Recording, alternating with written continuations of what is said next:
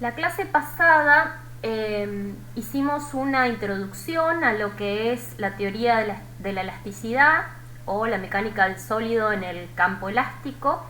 Presentamos la forma que tenían cada uno de los bloques que la constituyen, desde los campos vectoriales de desplazamientos y fuerzas como los campos tensoriales de deformaciones y tensiones.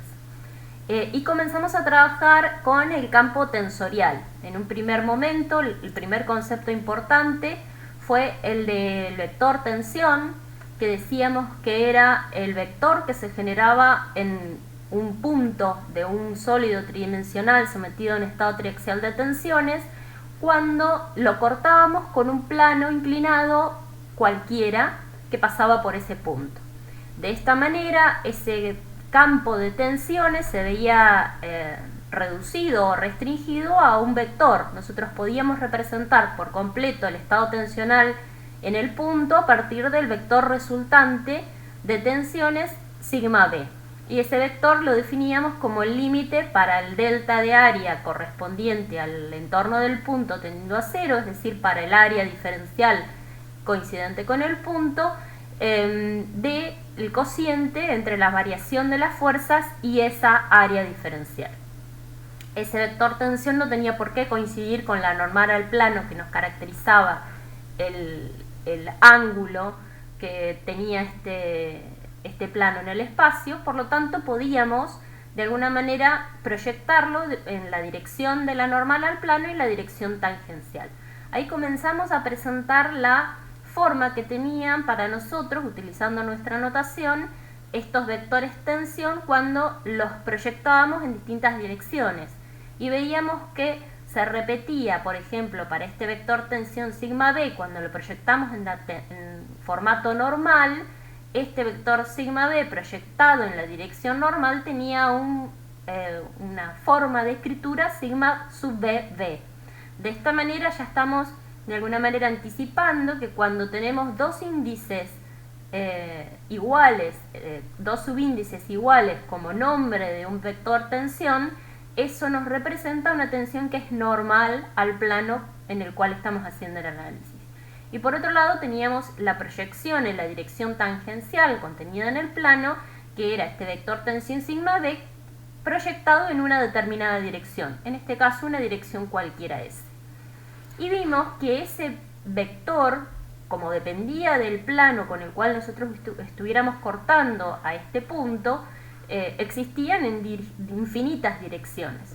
Por lo tanto, propusimos una terna de referencia para poder empezar a ordenar estos infinitos vectores tensión y tratar de darles un formato que caracterice la totalidad de los estados tensionales que se producen en el punto, generando una terna de referencia x1, x2, x3 y cortando con planos paralelos a estos planos del sistema de coordenadas.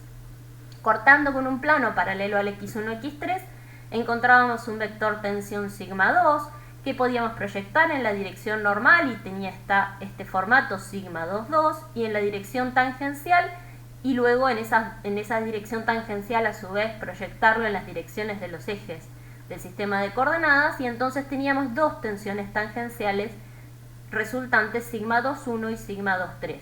La suma de sigma 2,1 más sigma 2,2 más sigma 2,3 nos termina representando este vector tensión sigma 2 que se genera al cortar con el plano x1, x3.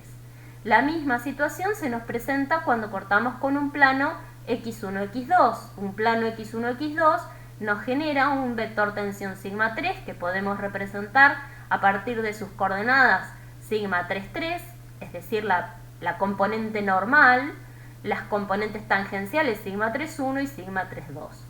Y por último, si cortábamos con un plano paralelo al tercer plano coordenado x2, x3, obteníamos un vector tensión sigma 1 que proyectado en la dirección normal era una componente sigma 1, 1 y en las dos direcciones tangenciales sigma 1, 2, sigma 1, 3. Entonces veíamos que estos tres vectores tensión los podíamos escribir como el producto de un tensor de tensiones, sigma y j, por los versores que representan el sistema de coordenadas, es decir, los versores T1, T2 y T3, que son vectores unitarios coincidentes con los ejes de nuestro sistema de coordenadas. Y entonces cualquier vector tensión sigma i era igual al producto de el tensor de tensiones por el vector de versores del sistema.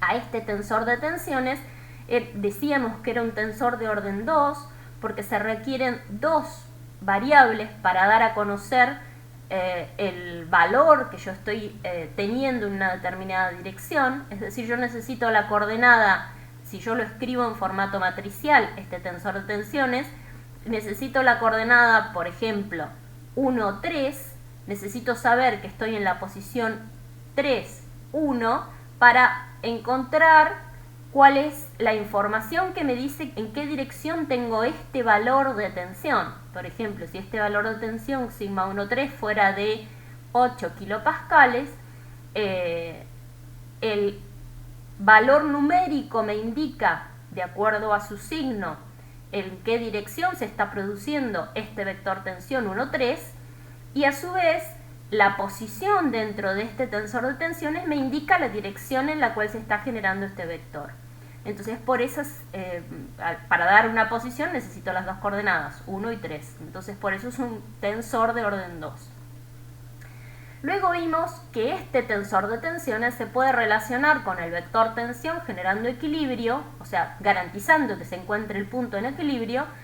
Se puede relacionar el vector tensión en una dirección aleatoria cualquiera como el tensor de tensiones por el vector que caracteriza la normal al plano en la dirección cualquiera por el vector que caracteriza el sistema de coordenadas. Y a su vez, como este vector tensión habíamos dicho que se podía representar en función de su componente normal y su componente tangencial, la componente normal de un vector tensión en una dirección B cualquiera es igual al producto del tensor de tensiones por 2 veces el vector que caracteriza la normal al plano, y la componente tangencial, como es un poco más complejo porque no conocemos esta dirección aún, la podíamos encontrar como la diferencia entre el módulo al cuadrado del vector tensión menos el módulo al cuadrado de la componente normal raíz cuadrada. De esta manera podíamos caracterizar cualquier vector normal al plano y tangencial al plano conociendo simplemente la dirección en la cual se encuentra la normal a este plano cualquiera. Hasta ahí creo que llegamos, la última clase. También verificamos que como se debe cumplir equilibrio de fuerzas y se debe cumplir equilibrio de momentos para garantizar que este punto se encuentre en equilibrio, de esa formulación o de esa forma de identificar el equilibrio, nosotros encontramos que se debe cumplir en todos los casos que los vectores recíprocos deben ser iguales, es decir, la componente 1,2 del vector tensión tiene que ser igual a la componente 2,1 de ese tensor de tensiones, y lo mismo la componente 1,3 tiene que ser igual a la 3,1 y la componente 2,3 igual a la 3,2. De esta manera nuestro tensor de tensiones nos queda simétrico, y como es un tensor simétrico vamos a comenzar a escribirlo solamente la mitad del mismo, conociendo esta particularidad. Ahora bien, hasta ahí llegamos la última clase. Lo que tenemos que ver ahora es que yo, para poder definir este tensor de tensiones, yo lo primero que hice fue decir, bueno, voy a fijar un sistema de coordenadas x1, x2, x3 que pasa por ese punto. Ahora, si yo defino en forma arbitraria el sistema de referencia, cualquiera de ustedes podría pensar, bueno, ¿qué sucede con otro sistema de referencia? Si yo no adopto x1, x2, x3, sino que adopto un sistema de referencia que está rotado respecto del anterior, y1, y2, y3, voy a obtener otras componentes del tensor de tensiones. Es correcto, porque esas componentes dependen exclusivamente de las direcciones de este sistema de coordenadas. Entonces, ¿qué quiere decir? ¿Que voy a tener infinitos vectores tensión y que ninguno de ellos puedo relacionarlos entre sí? Bueno, vamos a pensar un poquito. Entre todos vamos a deducir si hay relación entre los distintos tensores de tensiones en los distintos sistemas de referencia, o si son absolutamente arbitrarios. Lo primero que vamos a hacer es definir este segundo sistema y lo vamos a comenzar a trabajar a partir de los vectores tensión, los vectores unitarios que caracterizan el sistema de referencia, los versores, que en este caso les vamos a poner como nombre L1, L2 y L3. Estos vectores yo los puedo tener referidos a su sistema de referencia nuevo, I1, I2 y 3, y son versores unitarios que coinciden con las direcciones de los ejes de coordenadas. O puedo pensarlos como vectores simplemente. Por ejemplo, el vector T1 del sistema de referencia original lo puedo pensar como un vector unitario que coincide con la dirección x1 del sistema de referencia o como un vector unitario que tiene componentes. Por ejemplo, este vector T1 en el sistema rotado, en el sistema nuevo, no es otra cosa más que un vector. Yo sé que tiene módulo unitario, pero no está en coincidencia con I1, ni I2, ni I3. Ahí debería decir I. Creo que en la versión que ustedes tienen ya está corregido, pero de cualquier manera este es I1, I2 y 3. Acá vamos a escribir para que no quede mal en ningún caso. Ahí está. Bueno, este vector entonces, que yo estoy marcando aquí, lo voy a dibujar con rojo, tiene módulo unitario, pero no coincide con ninguno de mis ejes de referencia porque es un sistema que está rotado respecto del anterior. Entonces, como no coincide, yo voy a poder de alguna manera encontrar cuáles son sus coordenadas, cuál es la proyección que tiene este vector T1 en el plano I1 y 2. Va a tener una componente que va a ser esta. Esta componente va a tener un módulo lambda 1, 1. ¿Qué quiere decir lambda 1, 1? Es la proyección del vector T1 en la dirección 1.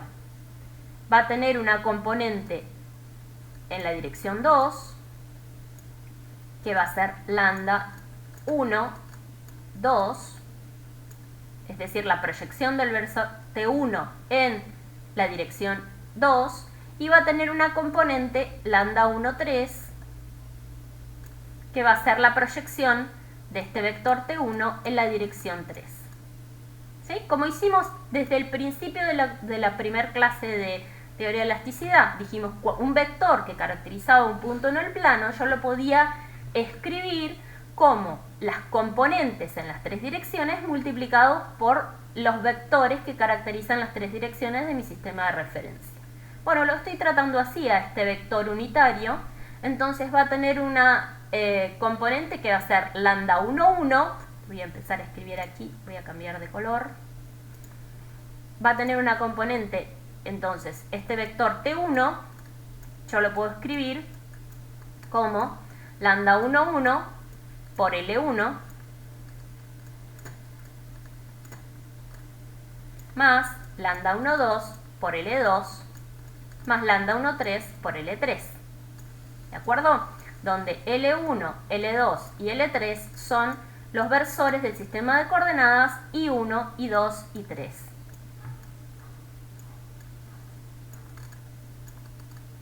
Bien.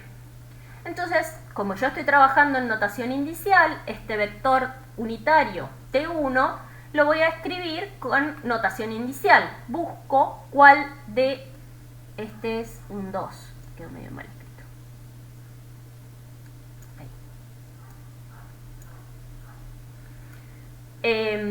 Este vector unitario, decía, tiene un formato tal que yo podría utilizar notación indicial.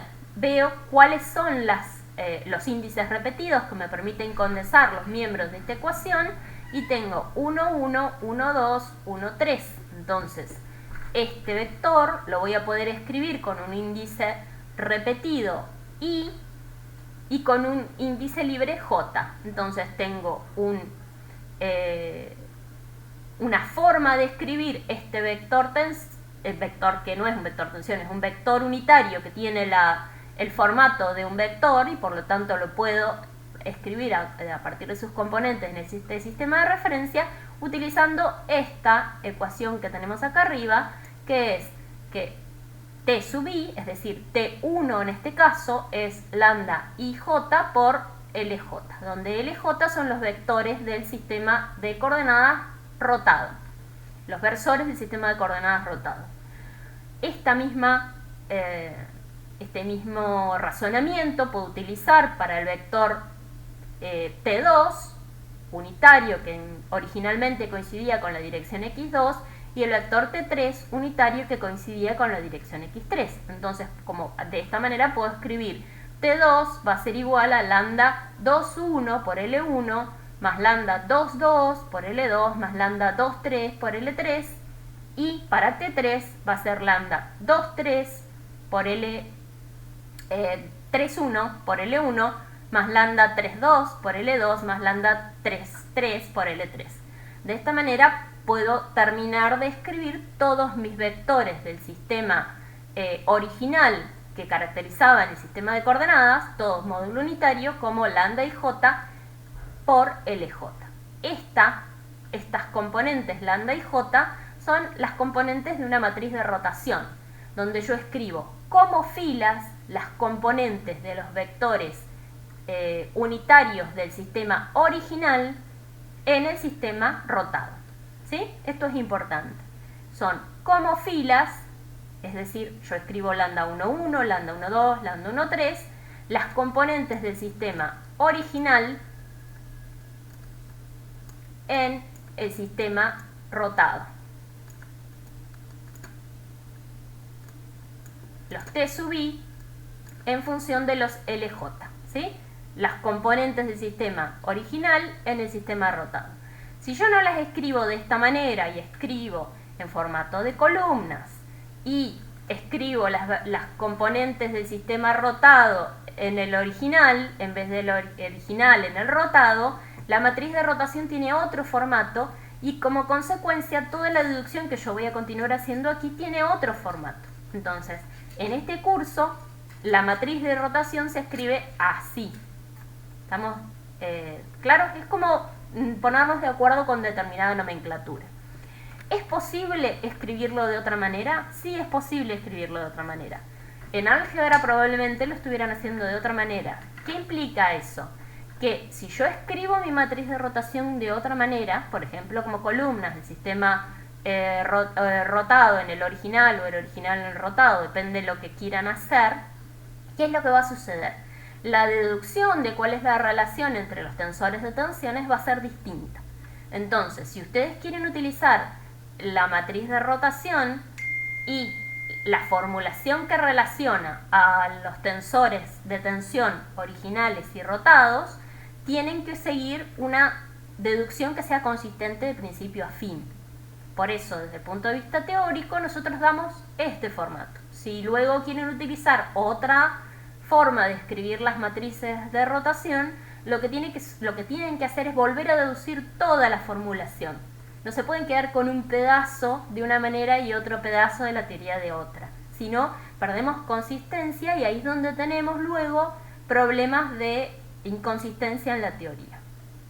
Bien, si esto está más o menos entendido, nosotros, así como podemos escribir el vector en el formato original en el sistema rotado, también podríamos escribir el vector en el sistema rotado en función del sistema original. Obviamente las componentes de la matriz de rotación van a ser distintas, por eso tienen otros subíndices. Pero ambos ternas de vectores están relacionadas entre sí con matrices de rotación. Esta matriz es una matriz ortogonal, con lo cual la inversa es igual a la traspuesta. Esas son características de álgebra. Pero vamos a pensar qué pasa con un vector que a mí se me ocurre dibujar, un vector tensión, que tiene una normal B y tiene un valor sigma B como este que tenemos aquí.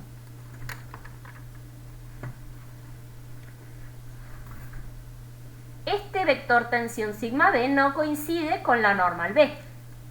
Por lo tanto, cuando yo lo escribo, de acuerdo a las relaciones que estuvimos viendo entre vector tensión y tensor de tensiones, en mi sistema de referencia x1, x2, x3, lo puedo escribir como el tensor de tensiones, sigma y j, por las componentes de ese vector tensión sigma b en mi sistema x1, x2, x3, por los versores del sistema de referencia x1, x2, x3. Ahora, si yo quiero escribirlo en el nuevo sistema, porque es el mismo vector, y ahora en vez de mirar mi sistema de referencia original, miro mi sistema de referencia rotado, este vector también lo voy a poder escribir como el producto del tensor de tensiones en el sistema rotado, por eso tiene un tildecito aquí, porque es para diferenciarlo simplemente del tensor de tensiones en el sistema original, por las componentes de ese mismo vector sigma b, pero ahora en el sistema I1, I2, I3, y los vectores unitarios que caracterizan a ese sistema de referencia I1, I2, I3, que son L1, L2 y L3. ¿Sí? Esto está claro. Yo lo puedo escribir en un sistema de referencia o en el otro. La pregunta que estábamos planteando al inicio de esta clase fue, bueno, estos dos vectores son independientes, los tensores de tensión son independientes entre sí, son distintos, no puedo relacionarlos. Bueno, sí, obviamente este vector tensión es un vector y como consecuencia no depende del sistema de referencia en el cual yo estoy planteándome, sino que es este vector, que tiene un módulo y tiene una dirección que la caracteriza el plano alfa con el cual yo estoy cortando mi cuerpo tridimensional. Entonces, si el vector tensión es el mismo, porque el vector tensión no tiene por qué cambiar, porque es la resultante de todas las fuerzas que están pasando por ese punto, en ese plano específico en el espacio, entonces esta componente tiene que ser igual a esta componente. ¿Sí? Si este es igual a este, las dos segundos miembros de estas ecuaciones también deben coincidir. A su vez, ¿qué más podemos decir? El vector v que caracteriza la normal al plano también es un vector y no cambia porque yo estoy cambiando mi sistema de referencia, es el mismo vector. Lo que sí va a cambiar son las componentes que ese vector va a tener en un sistema de referencia o en el otro. Si yo estoy hablando de que ese vector tensión tiene una componente b sub i por t sub i en el sistema de referencia original, va a tener una componente b sub m por lm en el sistema rotado. ¿Sí? ¿Por qué? Porque es un vector y así como este vector tenía componentes en un sistema que no tenía en el otro, lo mismo sucede con este vector b. Bien, ahora si nosotros introducimos estos formatos de las componentes del vector b que caracteriza la normal al plano en el sistema original y en el sistema rotado en estas dos ecuaciones y las igualamos, lo que terminamos encontrando es que el tensor de tensiones en el sistema rotado, esto está escrito en forma matricial, esto está escrito en forma matricial y aquí arriba está escrito en formato indicial, ambas ecuaciones son coincidentes, es igual a el tensor de tensiones en el sistema rotado es igual al producto del tensor de tensiones en el sistema original por la matriz de rotación que caracteriza el paso del sistema original al rotado con ambas matrices de rotación escritas de esta manera.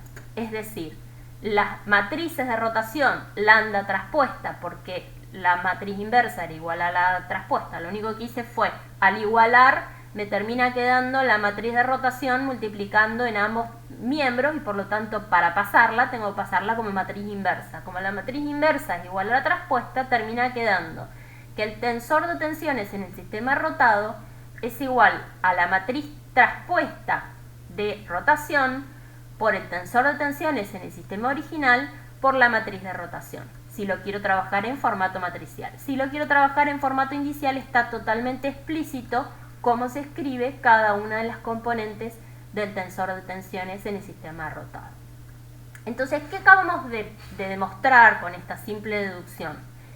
Que el hecho que yo cambie, rote mi sistema de referencia, no implica que estoy obteniendo un tensor de tensiones que está absolutamente independiente del anterior, sino que hay una relación entre ambos que no es otra cosa más que la matriz de rotación que acabamos de definir como la matriz que se escribe como fila de las componentes del tensor de los versores del sistema original proyectados en el sistema nuevo. Aquí voy a hacer una pausa para ver si hay consultas en el chat. ¿Nada? Profe, ¿Sí? yo tengo una duda. Dale. ¿Cómo hace para escribir los versores del sistema original en el rotador?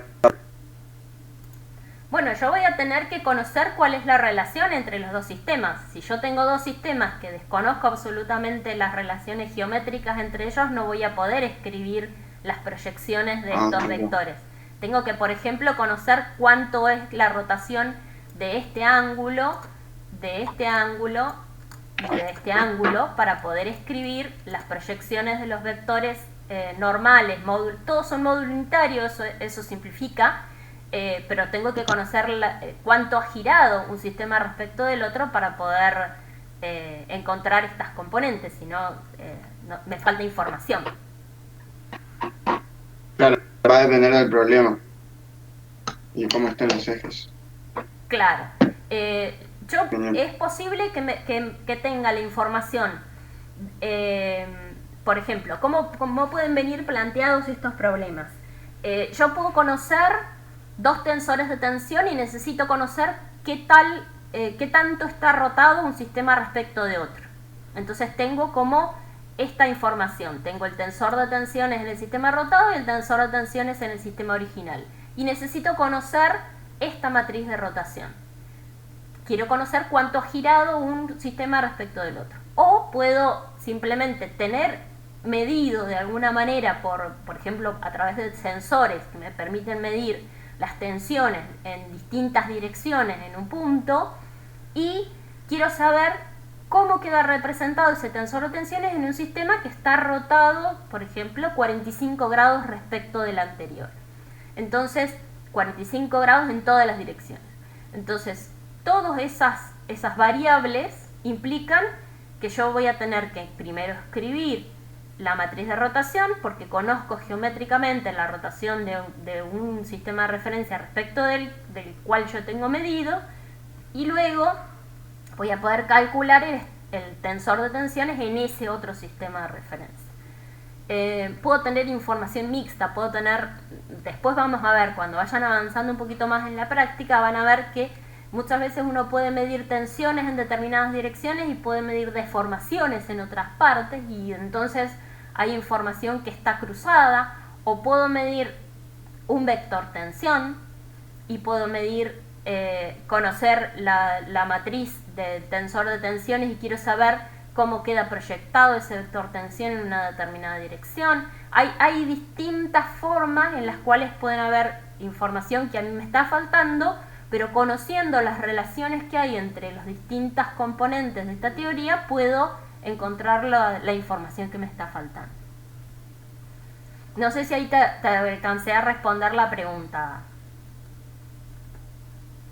Sí, profe, se entendió. Bien.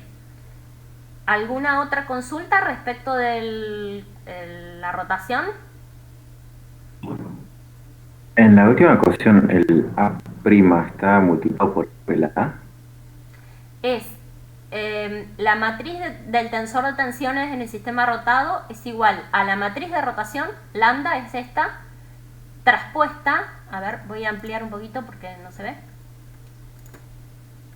es lambda traspuesta, es decir, es como si fuera la inversa de esta matriz de rotación que está armada como filas, las proyecciones de los versores del sistema original en el sistema rotado, esta matriz traspuesta por el tensor de tensiones original por la matriz sin rotar, la matriz de rotación sin rotar.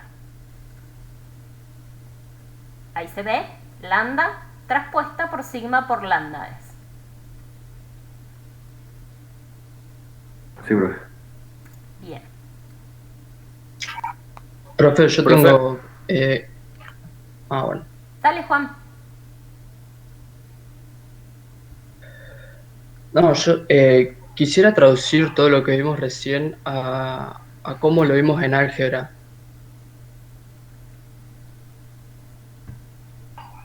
Y llegué a unas conclusiones que no sé si estarían bien, se las comento y me puede decir si están bien o no. Dale. Bueno, mis conclusiones son, las tensiones son vectores, cuyas componentes van a estar referidas a un sistema de referencia. Si se quiere cambiar de sistema de referencia, se podría hallar la matriz cambio de base y luego hallar la relación matricial que ligue las componentes entre ambos sistemas. Esa matriz cambio de base es lo que usted llama matriz de rotación. En álgebra lo vimos como la matriz cambio de base, Eso, para cambio ligar de las base, componentes sí. del vector Sí, es correcto. entre ambos sistemas. Después, lo otro es, el estado de tensiones se puede representar como una transformación lineal. El tensor de tensiones va a ser su matriz de transformación, siempre referida a una base, a un sistema de ejes cartesianos. Si se quiere expresar el estado de tensiones respecto a otra base, el tensor de tensiones nuevo se va a relacionar con el anterior mediante lo que en álgebra se denomina semejanza de matrices. La última relación, esa en la que aparece el lambda traspuesta, es justamente eso de semejanza de matrices. Sí, es correcto. Está dicho con otros términos, pero es lo mismo que hacían ustedes. La única salvedad es que para utilizar el formato que está escrito en esta ecuación, la matriz de rotación o de cambio de base debe estar escrita como yo les acabo de decir, porque sé que en álgebra estilan escribir la matriz de rotación del sistema nuevo en el sistema original, escritos como columnas. Entonces, para que toda esta deducción sea consistente, la matriz de rotación o de cambio de base debe estar escrita de esta manera. Si ustedes escriben la matriz de rotación o de cambio de base de otra manera, esta ecuación de relación de semejanzas termina escrita, por ejemplo, si escriben la matriz de rotación del sistema nuevo en el sistema original, la matriz de cambio de base del sistema nuevo en el original, esto termina escrito como lambda por sigma por lambda traspuesta. Entonces, yo les propongo que utilicen esta formulación para escribir la matriz de rotación y, en consecuencia, pueden utilizar la relación de semejanza que está escrita de esta manera en nuestro formato teórico. Si quieren hacer otra rotación, otro cambio de base para encontrar la relación que hay entre las dos tensores de tensiones en los distintos sistemas rotados, tengan en cuenta que esta ecuación viene deducida de esta formulación de la matriz de cambio de base. Entonces, si ustedes me cambian una parte pero no me cambian el resto, los resultados que obtienen son inconsistentes. Toda la teoría tiene hipótesis y tiene como consecuencia de esas hipótesis deducciones que terminan en ecuaciones de relaciones. Si no se siguen un formato lógico, después los resultados son incorrectos. Es la única salvedad. Si vos querés utilizar lo que ya tenés muy claro y muy establecido del álgebra, tenés que utilizar toda la formulación consistente. Si escribís distinto la matriz de rotación, tenés que terminar luego en una ecuación de semejanza que sea consistente con cómo se escribió la matriz de cambio de base. ¿De acuerdo, Juan? Perfecto, profe. Era para confirmar que se trataba de lo mismo. Muchas gracias. Ahora Joel también que tenía una pregunta. Sí, yo en realidad me perdí en la parte de la deducción, debajo de donde dice vector en el nuevo sistema, que ¿Sí? tiene B igual a BI por DI. No entiendo cómo terminó de deducir todo eso, o sea, el procedimiento que usó. El concepto fue el vector tensión sigma B, que yo había dibujado aquí, creo que lo había dibujado en verde, sí. Tenía un vector B, que era la normal a un plano alfa cualquiera, que yo tenía por acá, ¿sí? Y como consecuencia de cortar con ese vector B, se obtiene un vector tensión sigma b que no coincide con b. Ahora, estos dos vectores, el vector tensión y el vector normal al plano, yo los puedo referir a un sistema o al otro. Cuando lo refiero a este vector sigma b en el sistema original, tengo que la relación del vector tensión con su tensor de tensiones asociado es sigma ij por b sub i por t sub j. Cuando escribo este vector en el nuevo sistema de referencia, I1, I2 y 3, obtengo que ese vector tensión se relaciona con el tensor de tensiones en el sistema rotado, sigma mn, por b sub m por ln, donde b sub m y ln son las componentes del vector normal al plano en el sistema rotado y los versores del sistema rotado. ¿Hasta ahí vamos, Joel? Sí, así sí. Bien. Después, este vector b también tiene la misma, el mismo concepto, es un vector, por lo tanto lo puedo escribir como sus proyecciones por los versores en el sistema original o sus proyecciones por los versores en el sistema rotado. Sigue siendo el mismo vector. Entonces, este vector b sub i y este vector en el sistema nuevo, b sub m por ln, son el mismo vector b. Y sigma b también es el mismo vector. Entonces, por un lado, yo puedo escribir que el vector b sub i, que puedo escribirlo como b sub i por t sub i, también lo puedo escribir como b sub m por lm. Y las componentes de este vector t sub i, habíamos visto que eran los versores del sistema, lo puedo obtener como la matriz de rotación por los versores del sistema nuevo. Entonces, cuando yo escribo que los t sub i son los lambda ij por lj, en el sistema nuevo, también puedo decir que los lm son lambda mn por t sub n. Entonces, cuando escribo que todas estas componentes de los versores del sistema, de los vectores tensión y de los vectores B que caracterizan la normal al plano, son todos vectores que no cambian porque yo cambie mi sistema de referencia, sino que simplemente los estoy mirando en un sistema rotado, encuentro esta relación que está acá, es escribir esto aquí, y me termina quedando esta ecuación, que cuando yo simplifico, obtengo que el tensor de tensiones rotado, paso esta matriz para el otro lado, me termina quedando el tensor de tensiones original por el doble producto de la matriz de rotación o de cambio de base, como decía Juan. Si yo lo escribo en formato matricial, al ser la matriz inversa igual a la traspuesta, lo que termino obteniendo es que esta ecuación es idéntica a esta, ¿sí? Esta está en formato de notación inicial, esta en formato de matricial. Ambas ecuaciones son la misma. Esta matriz inversa, que es igual a la traspuesta, es la inversa o la traspuesta de la matriz de rotación por el tensor de tensiones en el sistema original por la matriz de rotación en el sistema, digamos, la matriz de rotación de cambio de base. ¿Ahí sí se entendió cuáles eran Bien. los pasos? Claro, sí. Yo me había perdido un poco porque no entendía los reemplazos que había hecho. Y eso, digamos, eso se va a mantener, como le explicaba a usted recién a Juan, siempre y cuando nosotros usemos digamos, la matriz de rotación esa, ¿no? Exacto. Si yo escribo la matriz de rotación de esta manera, la relación es esta. Si yo la escribo de otra manera, Claro.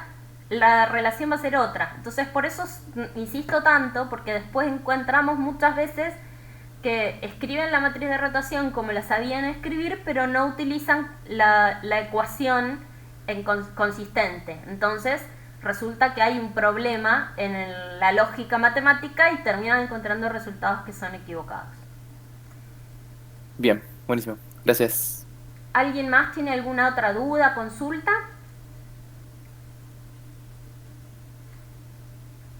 Bueno, continuamos entonces, habiendo entendido que lo que podemos hacer es rotar el sistema de referencia. Una cosa que yo no dije, pero evidentemente yo no puedo cambiar de punto. Si yo estoy en este punto y me quiero trasladar a otro punto para saber cuál es el estado de tensiones, no tengo ninguna información. Si yo traslado mi sistema de referencia a otro punto, el tensor de tensiones en este punto no tiene nada que ver con el que estoy encontrando en un punto que esté aún en las cercanías. Entonces, nosotros tenemos la capacidad, conociendo la relación que hay entre dos sistemas de referencia, de cambiar de un sistema al otro y encontrar cuál es el tensor de tensiones en ambos sistemas. Como consecuencia también puedo encontrar los vectores tensión en cualquier sistema de referencia, pero lo que no puedo saber es cuál es el estado de tensiones en un punto que no sea este, ¿sí? Yo puedo rotarlo, pero no puedo trasladar el sistema de referencia. Cuando después vamos a volver a este punto, porque es una deducción, pero antes quiero presentarles este concepto. Si yo puedo de alguna manera rotar infinitas veces, porque como dije, lo único que tengo que hacer es encontrar cuál es el sistema de referencia que a mí me permite identificar los tensores de tensiones en distintas direcciones, va a haber algunos en los cuales estos valores incluidos dentro del tensor de tensiones, sigma 1,1, sigma 2,2, sigma 3,3, sigma 1,2, sigma 1,3, sigma 2,3, todos ellos van a ir cambiando en módulo. Y va a haber alguno en el cual esos valores van a ser máximos. Entonces, pensemos en un vector cualquiera. Yo voy a dibujar uno aquí. Un vector que tenga este módulo. Le voy a poner un nombre cualquiera, R. Si yo para este vector R tengo un sistema de referencia x1, x2, x3 y encuentro sus componentes, estas componentes del vector en todos los casos van a ser de menor módulo que el módulo del vector, porque al ser la diagonal va a tener mayor valor numérico que estos valores que yo estoy generando aquí como componentes. ¿Cuál va a ser el sistema de referencia que a mí me va a permitir encontrar el mayor valor numérico de ese vector? A ver, escucho, a ver si a alguien se le ocurre.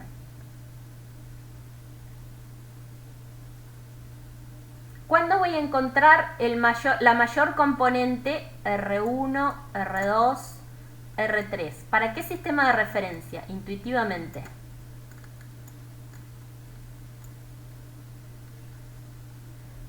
Para el de los ejes principales de tensiones. Sí, ¿y cuál es ese eje? ¿Qué característica tiene?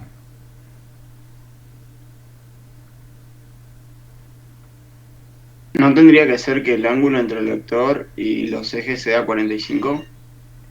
No, porque si es a 45, este módulo va a ser mayor que la componente R1, que la componente R2 y que la componente R3, porque la relación va a ser precisamente de 45 grados. Entonces no entendí la pregunta. Supongamos que yo tengo un sistema de referencia cualquiera, que tiene componentes con x1, x2, x3. Esas componentes van a ser iguales o mayores que un sistema de referencia que voy a dibujar ahora, donde por ejemplo la dirección 2 coincida, este va a ser una componente distinta, y 2 coincida con el sistema de referencia original. Profe, ¿puede ser aquel sistema de ejes en el cual los esfuerzos de corte van a ser nulos? Sí. ¿Por qué? Porque este módulo, cuando no tengo componentes en las otras direcciones, es decir, cuando esta dirección coincide con la dirección del vector, encuentra como proyección el módulo del vector, y esa proyección va a ser siempre mayor que las proyecciones que yo voy a tener cuando tengo el sistema de referencia girado respecto de la dirección de ese vector. Es como agarrar un lápiz y ponerle la linterna del celular en distintas direcciones. Si yo le hago sombra desde arriba a un lápiz que tengo girado respecto al horizontal, voy a encontrar que la proyección va a ser menor que la longitud de mi lápiz. Si proyecto en otra dirección que no coincida con la dirección del lápiz, siempre va a tener una longitud que va a ser inferior a la longitud del lápiz, porque la diagonal o la hipotenusa de ese triángulo va a ser siempre mayor, a no ser que coincida con la dirección del lápiz. Entonces, ¿qué es lo que estoy diciendo? ¿Qué es lo que estoy intentando que veamos aquí? Estos valores que yo voy a obtener en mi tensor de tensiones, los valores de tensiones en mi tensor de tensiones, van a ser máximos cuando el tensor de tensiones esté diagonalizado. Es decir, cuando no tenga componentes por fuera de la diagonal principal de mi tensor de tensiones. O lo que es lo mismo, como está escrito aquí, cuando los valores de los vectores tensión sean coincidentes con los valores de los vectores normales al plano. ¿Se ve? Entonces, cuando yo tengo esa condición, que la matriz del tensor de tensiones o el tensor de tensiones lo encuentro diagonalizado, lo que puedo plantear es que las componentes que sean distintas I de J, es decir, cuando yo tenga que sigma IJ sea igual a sigma JI, esos componentes van a ser igual a 0. Cuando yo planteo esa condición, la relación que hay entre un vector tensión cualquiera y mi tensor de tensiones termina escrita de esta manera. Si yo escribo mi relación de equilibrio o de equilibrio de tensiones de esta manera, lo que encuentro es que o las componentes interiores de esta diferencia, que es el tensor de tensiones por las direcciones en esta situación, menos una variable desconocida para mí hoy, gamma, por las direcciones de esos vectores, tienen que ser igual a 0 porque los versores del sistema nunca son nulos. Entonces, cuando lo planteo en formato matricial, lo que termino encontrando es que el determinante de esta diferencia, sigma y j menos una variable sigma por la matriz diagonalizada, tiene que ser igual a 0. Es decir, los valores máximos que voy a encontrar en mi tensor de tensiones en un sistema de referencia de direcciones principales no van a ser otra cosa más que los autovalores de este tensor de tensiones. Yo podría resolver simplemente un problema de autovalores y autovectores planteando mi tensor de tensiones y encontrando los autovalores de ese sistema y los autovectores asociados. O podríamos resolver esta relación como la equivalencia que hay con lo que se denomina ecuación característica, que no es otra cosa más que escribir esta relación en función de tres invariantes de tensión. Un invariante 1, que es la suma de la traza del tensor, un invariante 2, que es la diferencia de la mitad de la diferencia de los sigma i por sigma jj menos sigma ji por sigma ij, y un invariante 3, que es el determinante de este tensor. Si yo calculo estas tres relaciones, voy a encontrar las componentes que va a tener esta relación de esta ecuación característica, que me va a permitir encontrar las tres raíces. Estas son variables, sigma al cubo menos el invariante 1 por sigma cuadrado más el invariante 2 por sigma menos el invariante 3 igual a 0. Esta es la ecuación característica que me permite encontrar tres raíces reales, sigma 1, sigma 2 y sigma 3, que son las que me permiten escribir a mí este tensor en forma diagonalizada. ¿Cómo voy a ordenar estas tres raíces una vez que las encuentro? Voy a escribir que sigma 1 en todos los casos va a ser mayor o igual a sigma 2 y va a ser mayor o igual a sigma 3. De esta manera voy a decir que una vez ordenadas las tres raíces de mi ecuación característica, la sigma 1 va a ser la tensión principal mayor, sigma 2 va a ser la tensión principal intermedia y la sigma 3 va a ser la tensión principal menor. ¿Y qué es lo que voy a encontrar de esta forma? Que mi tensor de tensiones en el sistema rotado no va a ser otra cosa más que una matriz o un tensor en principales que va a tener estas tres componentes y ninguna más. Sigma 1, sigma 2 en la dirección 2 y sigma 3 en la dirección 3. El resto de las componentes, es decir, las que me permiten diagonalizar este tensor, van a ser todas 0. ¿De acuerdo? ¿En qué direcciones se van a producir estas autovalores? En las direcciones principales. En consecuencia, yo voy a tener que encontrar los autovectores asociados a este problema de autovalores, simplemente reemplazando cada una de estas raíces, de estas soluciones que yo acabo de encontrar, y encontrando en la dirección en la cual se está produciendo ese vector tensión. Como este producto es, en algunos casos, me termina quedando en todos los casos una fila combinación lineal de las otras dos, lo que necesito hacer es darle valor a uno de estas componentes. Por ejemplo, si yo encontré la tensión principal sigma 1 y quiero encontrar cuál es el valor del vector asociado a esa tensión principal 1, le doy valor numérico a una de estas componentes. Por ejemplo, digo que B sub 1 vale algo. Puedo poner un valor 1000, pero también podría ponerle un valor 1.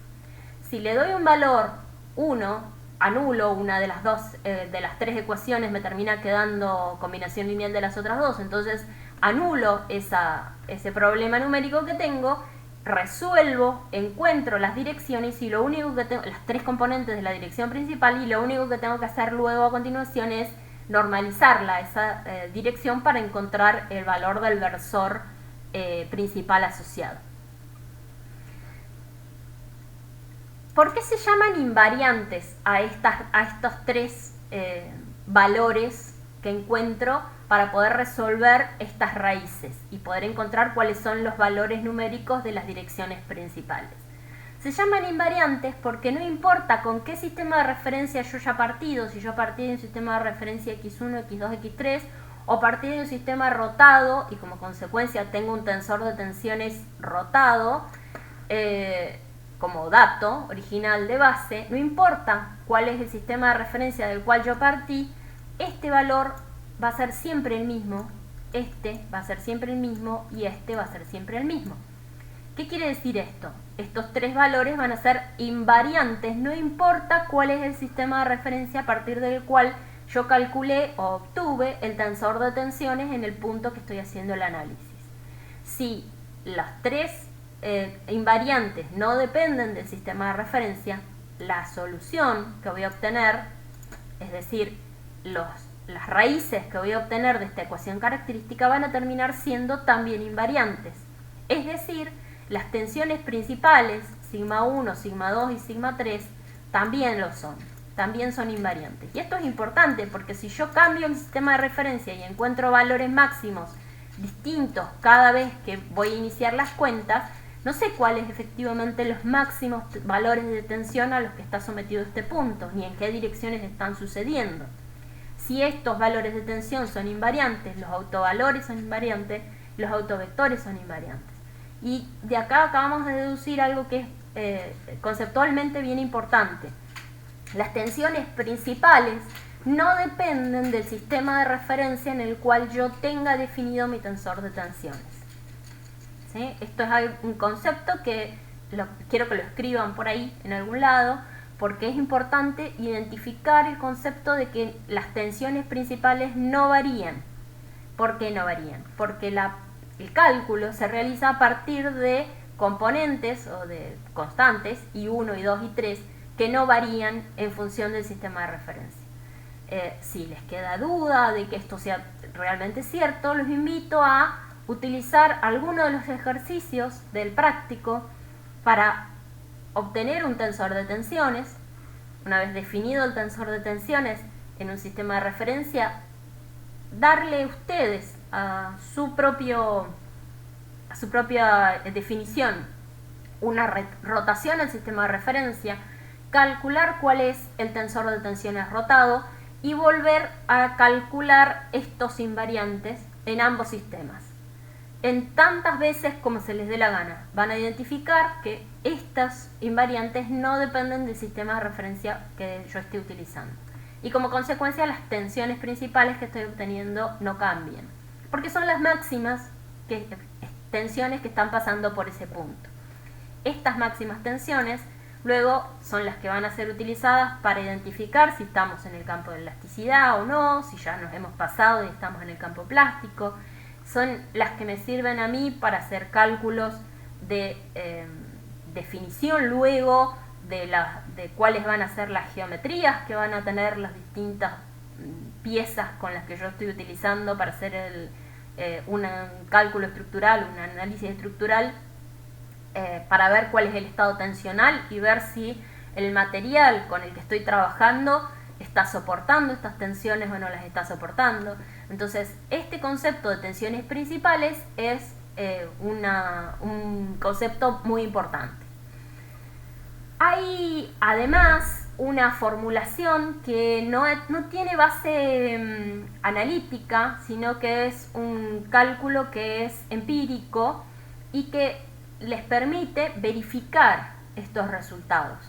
Recuerden que desde el principio estamos siempre diciendo, de alguna manera yo hago una serie de cuentas y luego tengo algunas formas, algunas ecuaciones o algunos mecanismos para verificar que mis resultados son correctos. Bueno, estas ecuaciones, como son empíricas, no son ecuaciones que sean exactas y que den exactamente los mismos resultados, pero nos permiten verificar que como el camino no es un camino tan lineal y tan simple, que el cálculo que hayamos realizado de nuestras tensiones principales está bien realizado. ¿En qué se basa esta formulación? En calcular constantes que dependen de estos invariantes, es decir, primero vamos a tener que de cualquier manera calcular los invariantes de tensión. Estas constantes sigma, acá creo que esta es sigma 2 rayas, no sé por qué en esta transparencia no las carga todos los valores que tengo definidos en el PDF, pero en el que ustedes tienen lo pueden ver claramente, o mejor aún en el libro de Prato. Los valores, les decía, dependen de los invariantes en las relaciones que hay entre las distintas componentes que nos permiten calcular estas tres tensiones principales. Es una formulación que es empírica y como consecuencia no da valores absolutamente idénticos a la formulación teórica que sí les permite encontrar los valores absolutamente exactos. Entonces, nuestra forma de resolver es esta y luego verificamos utilizando Novosilov en caso de que sea necesario que lo consideren conveniente. A ver si hay alguna consulta al respecto.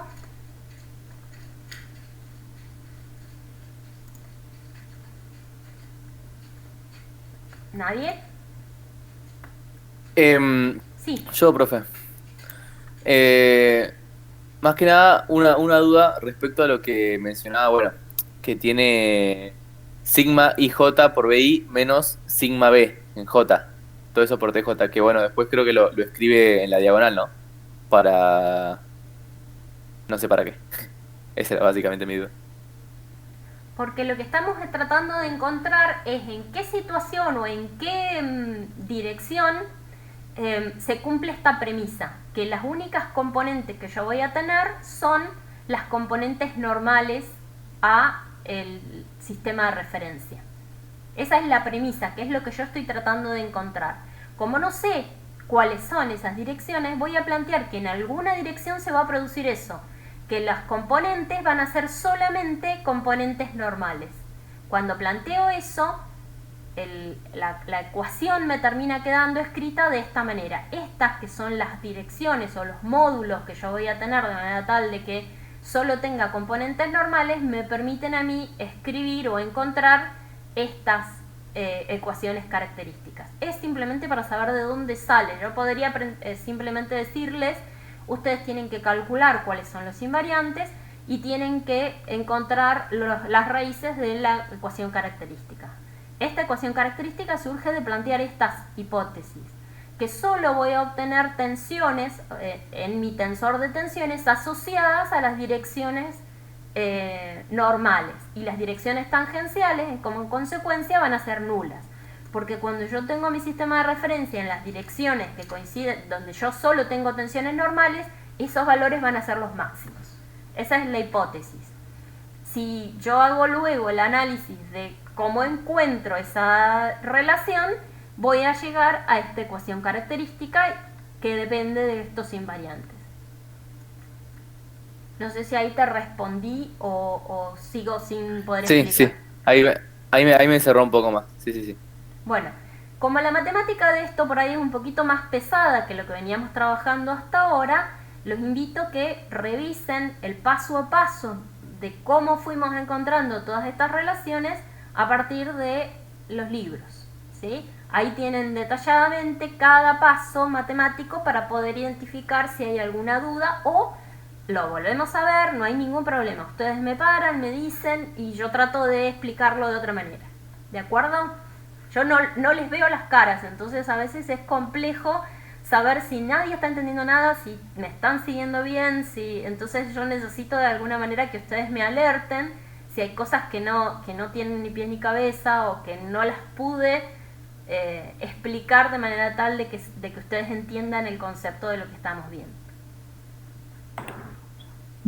Entendí muy bien lo de Novoslov, lo último.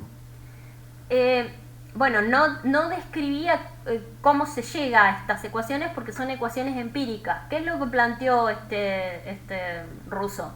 Él planteó que las tensiones principales dependían de estas ecuaciones empíricas. Él hizo muchos cálculos y encontró que la tensión principal 1 era 2/3 de sigma por el seno de este phi más 2/3 de pi más un invariante 1 sobre 3.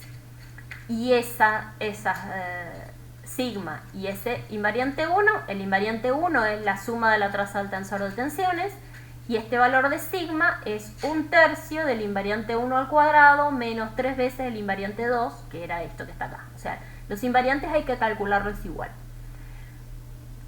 En función de eso, directamente la tensión 1 es 2/3 de sigma y bla bla bla. Lo mismo la tensión 2 y lo mismo la tensión 3, que dependen también de este valor phi, que es la relación entre este sigma y este sigma 2 raya. Acá no se ve bien, por eso no identifican que hayan dos sigmas.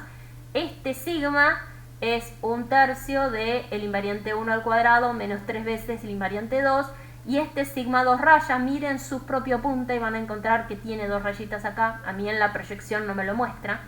Es el producto del invariante 1 por el invariante 2 menos 2/9 del invariante 1 al cubo menos 3 veces el invariante 3.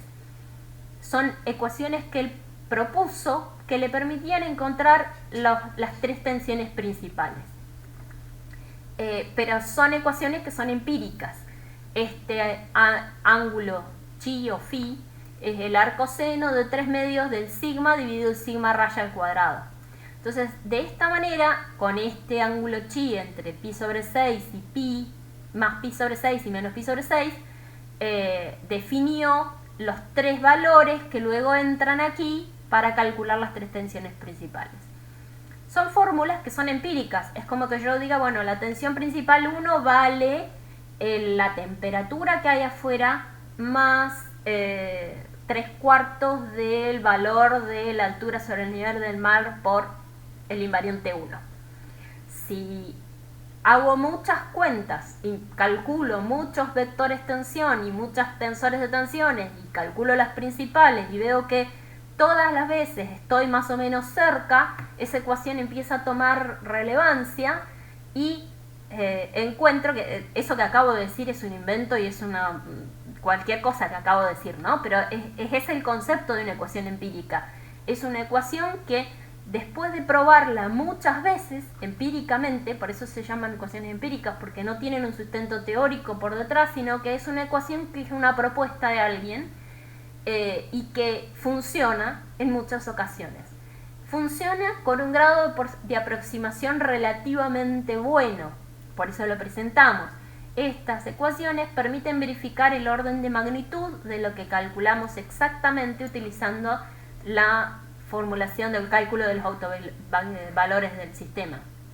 Entonces, sirve para verificar o para, si estoy muy apurado y lo tengo programado, por ejemplo, en una calculadora, como es el cálculo de los invariantes, y tengo programado estas relaciones, directamente pongo mi tensor de tensiones y encuentro cuáles son estos valores de tensión, porque calculo los invariantes, calculo estas tres constantes que tengo aquí y calculo las tensiones principales en el orden de magnitud. No las voy a calcular exactamente, ¿sí? Ahí por ahí ¿se entendió un poquito más?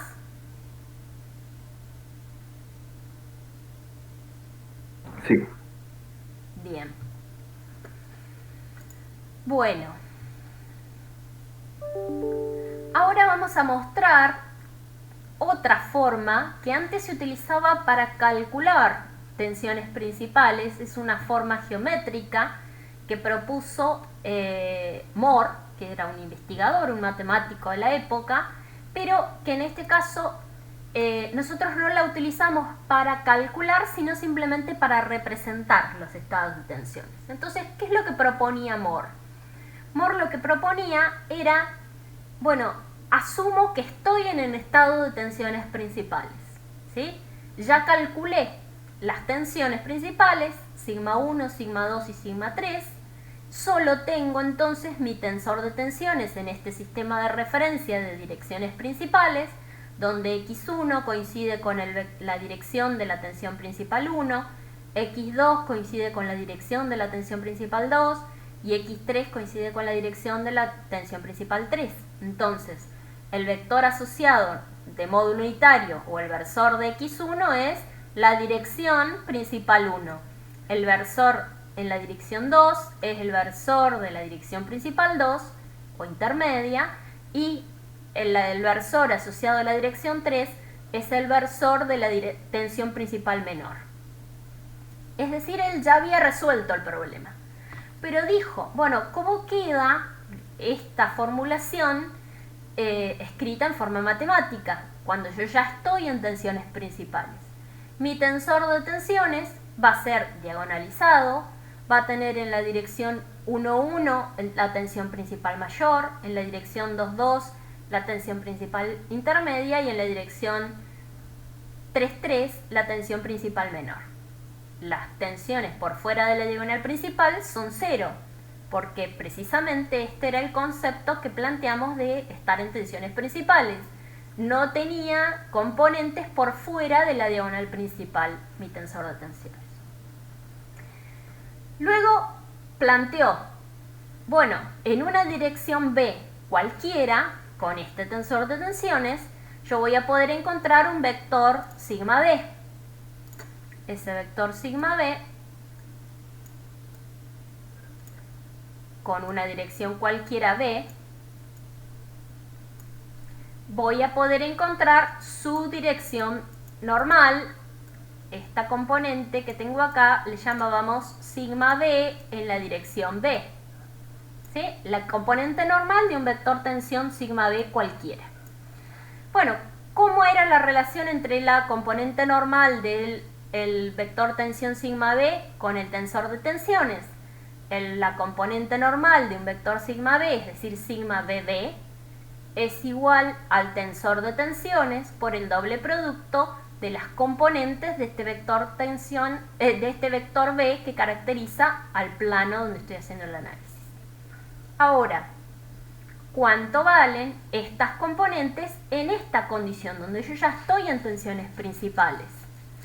Solo sobreviven en este producto las componentes de la diagonal, porque estas componentes son nulas, y a su vez las direcciones asociadas son las direcciones de los vectores de las tensiones principales, ¿sí?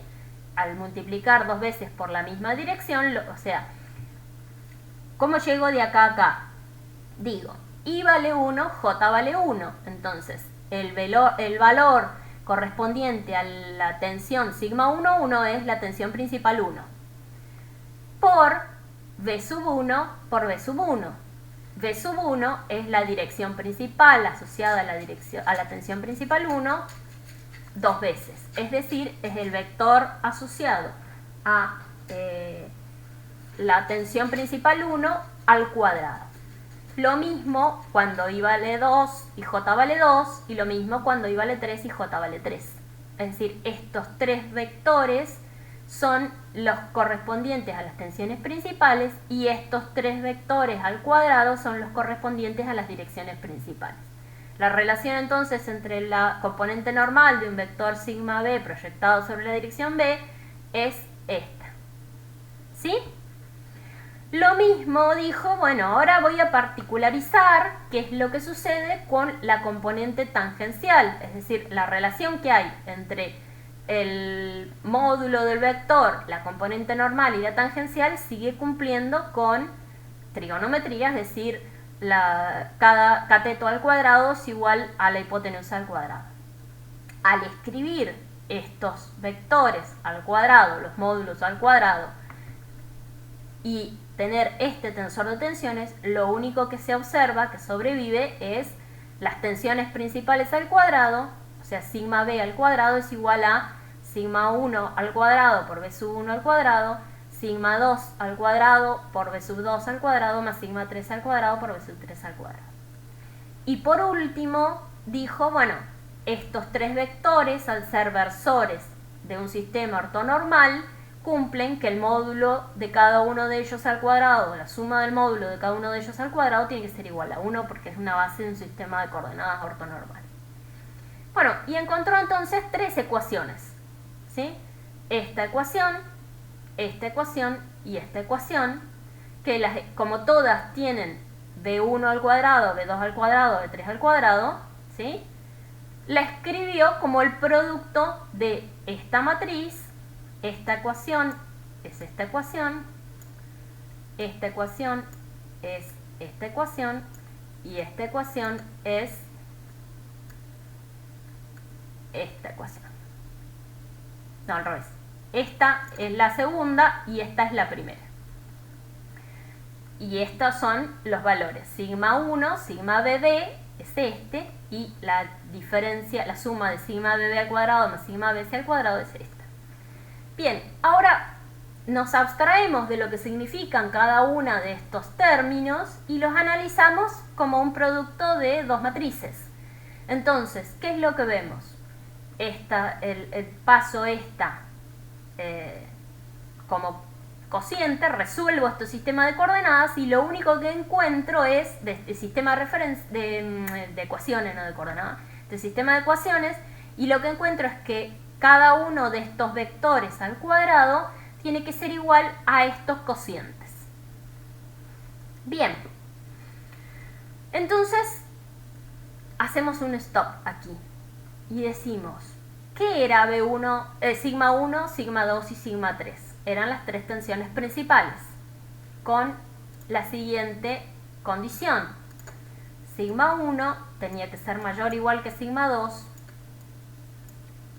y mayor o igual que sigma 3, a su vez, cada uno de ellos. Es decir, son las tres raíces de mi ecuación característica, pero a su vez, sigma 1 es la tensión principal mayor, sigma 2 la intermedia y sigma 3 la menor. De manera tal de que esta es la definición de tensiones principales. Entonces, si yo conozco esta situación, sé que el denominador de esta primera solución que tengo aquí es sigma 1 menos sigma 2, es decir, este valor menos este es un valor que es positivo,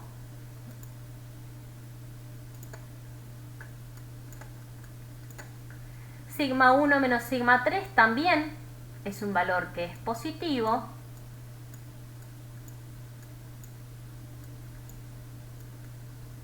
y como consecuencia, dado que el resultado de este cociente es un módulo al cuadrado, que es positivo, en todos los casos, este numerador debe ser positivo para que esta ecuación tenga consistencia matemática. Es decir, lo único que encontré o que pude identificar es que este numerador tiene que ser mayor o igual que 0, que no es otra cosa más que esta ecuación que está escrita acá. Por otro lado, en este segundo cociente, encuentro que sigma 2 menos sigma 3 es un valor positivo, pero sigma 2 menos sigma 1 es un valor que es negativo, porque sigma 2 es mayor o igual a sigma 1 es mayor o igual a sigma 2 en todos los casos. O sea, este valor puede ser negativo o 0. Si este producto es, esto tiene que ser positivo, esto es positivo y esto es negativo, este producto es un valor negativo. Como consecuencia, si yo tengo un resultado que tiene que ser positivo, este denominador tiene que ser una ecuación que tenga un resultado negativo. Es decir, esta que tengo aquí es la ecuación del numerador que tiene que ser menor o igual que 0. Y por último, en esta tercera ecuación, o en esta tercera relación, encuentro que el denominador es un cociente que es el producto de sigma 3 menos sigma 1, es negativo, sigma 3 menos sigma 2 también es negativo. Como este valor es positivo, menos por menos es más, el numerador tiene que ser un valor que sea mayor o igual que 0, porque si no, no resuelve con consistencia matemática este sistema de ecuaciones. Es decir, esta tercera ecuación, que es el numerador, tiene que ser mayor o igual que 0. Y con esto, ¿qué represento? Si uno lo mira, esta es la ecuación de un círculo. Cuando yo escribo en un sistema de referencia, acá yo no veo, no sé si ustedes lo ven, pero lo voy a dibujar, los ejes,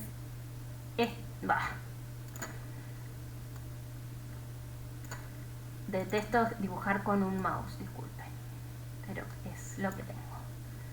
Si tengo un eje horizontal, sigma BB, es decir, tengo un eje que coincide con las tensiones normales y un eje que coincide con las tensiones tangenciales, sigma DS,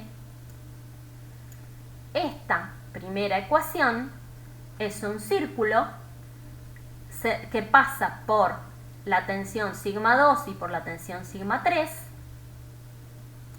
aquí y aquí. Y lo que me dice esta ecuación es que todos los valores de solución posibles tienen que ser por fuera de ese círculo o a lo sumo en ese círculo. Es decir, son los valores que están en la superficie de este círculo o exteriores a él, mayores a ese círculo. Por otro lado, tengo que esta segunda ecuación, 1, 3, lo que me dice es que es un círculo que pasa por la tensión principal mayor y por la tensión principal menor.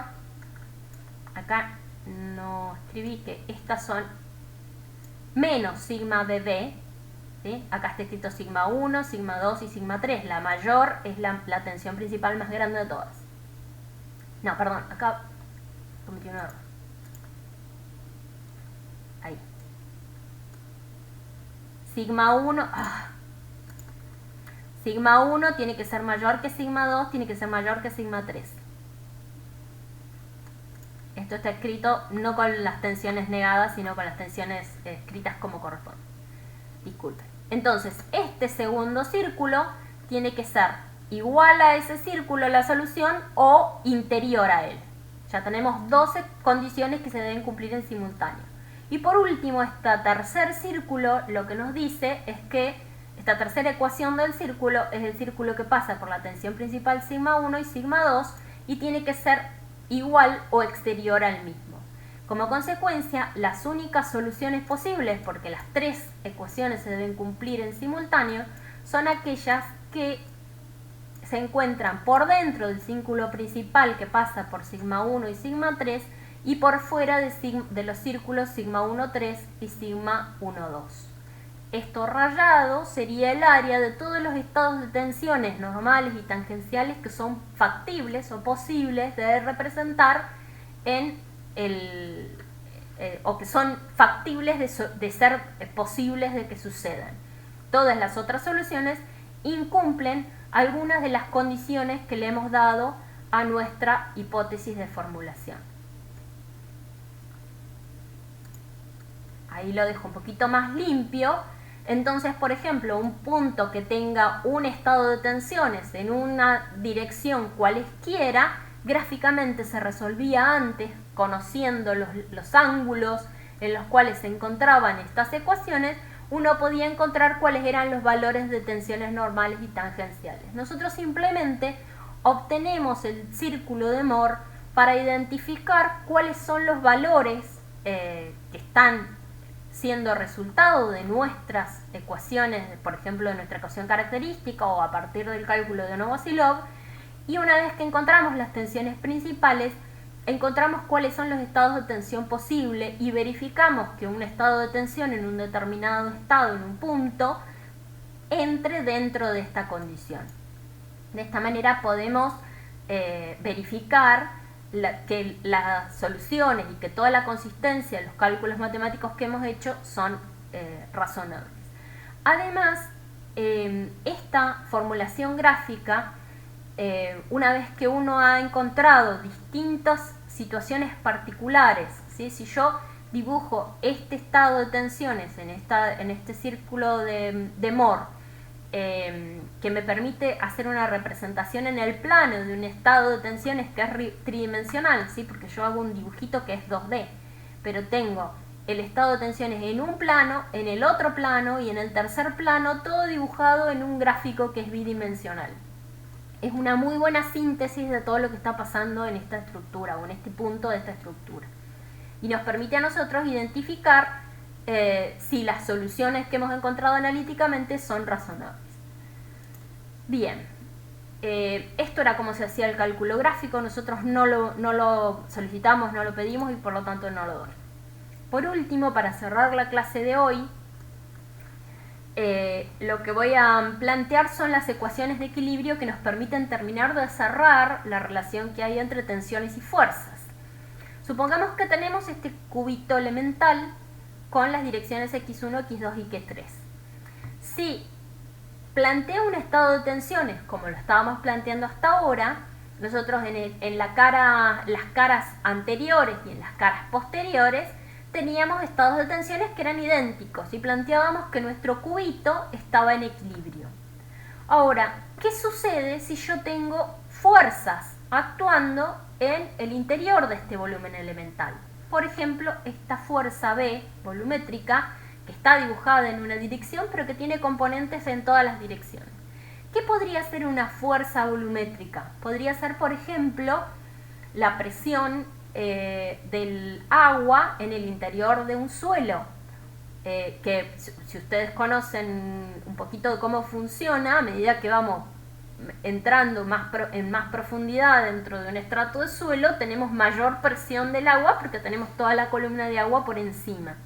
Bueno, esa columna de agua lo que intenta es un sólido que está, como es el suelo, que nosotros lo representamos como un sólido, pero que en realidad es un conjunto de partículas discretas unidas unas con otras, porque efectivamente son partículas las que constituyen un suelo, son granos de arena o son lajitas de arcilla, etc. Nosotros lo modelamos como si fuera un sólido, pero no lo es. ¿Qué es lo que hace esa agua en el interior de ese suelo? A medida que yo me voy aumentando en profundidad dentro del estrato de suelo, lo que hace esa agua es intenta separar, porque genera mayor presión, porque tiene mayor columna de agua, intenta separar esas partículas entre sí y genera presiones. Entonces lo que sucede es que en el interior del sólido que estoy representando, el suelo que estoy representando en este cubito elemental, tengo una fuerza que intenta generar un estado de tensiones que no corresponde con el equilibrio, me lo intenta sacar del equilibrio. Lo mismo sucede con, por ejemplo, la presión interna en un sólido que está sometido a presión, como puede ser un tanque de almacenamiento de un gas. Si yo tengo en el interior del volumen una fuerza volumétrica que me intenta modificar esa situación de equilibrio que yo tenía con el estado tensional, propio del cuerpo, lo que sucede es que entre una cara de este volumen elemental y la otra va a existir una variación de las tensiones asociadas a esa dirección. Entre la cara posterior y la cara anterior va a existir una variación de las tensiones aplicada en la cara que corresponda. Y el equilibrio se va a garantizar asumiendo que las sumatorias de fuerzas en las tres direcciones tiene que ser igual a 0 en todos los casos.